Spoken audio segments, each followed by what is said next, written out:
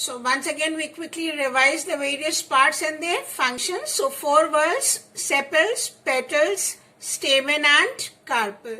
If all the whorls are present, we say it's a complete flower, and if any one whorl is missing, we say it's an incomplete flower. Sepals and petals, they do not directly take part in reproduction, but they help in reproduction. So they are called as non-essential parts of the flower. Whereas stamen and carpel directly take part in reproduction, and therefore they are called as essential parts of the flower. So you can see here sepals, mainly function is to provide protection to the flower in bud condition. Petals, they help in attracting the insects. Then you have stamen consisting of anther and filament. Anther produces the pollen grains, whereas the filament supports the anther. Then you have the pistil consisting of stigma, style and ovary. Stigma receives the pollen grains. Style allows the pollen tube to enter inside, and ovary is containing the egg which will be fertilized by the male gamete, and inside the ovary you are having ovules. Unisexual flowers and bisexual flowers. Unisexual flowers are those flowers where male and female reproductive organs are present in separate flowers. That means they have only one reproductive organ, either male or female. So they are called as unisexual flowers. Example, date palm and mulberry.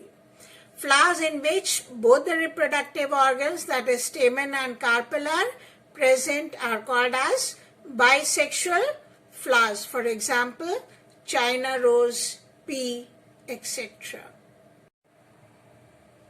Self-pollination.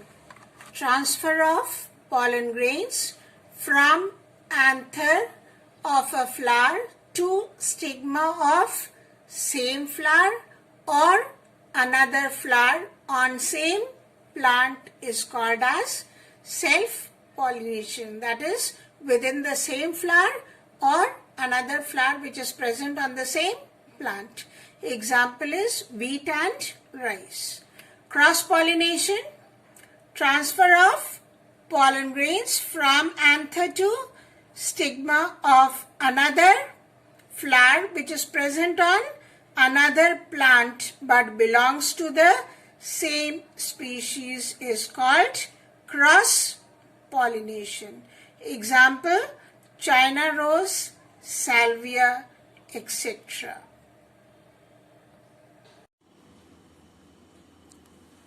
So here you can see in self-pollination, pollen grains from the anther can be transferred to the stigma of the same flower, or pollen grains can be transferred from anther to stigma of another flower but belonging to the same plant. So if it is on the same plant, then it is self-pollination or within the flower.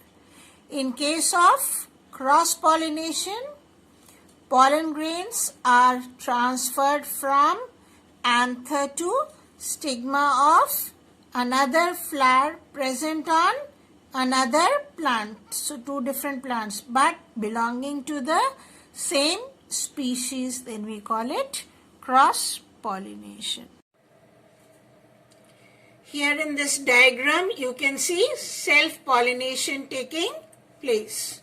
That is, pollen grains from the anther are getting transferred onto the stigma of the same flower. So if they get transferred to the same flower or another flower on the same plant, then we call it as self-pollination.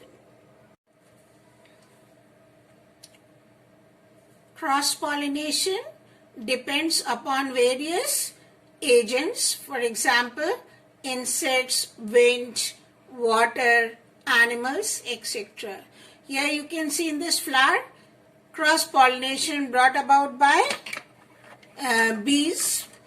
Here, when the bees come to suck nectar, you can see the pollen grains from the stamen stick to the bees as it visits the flower.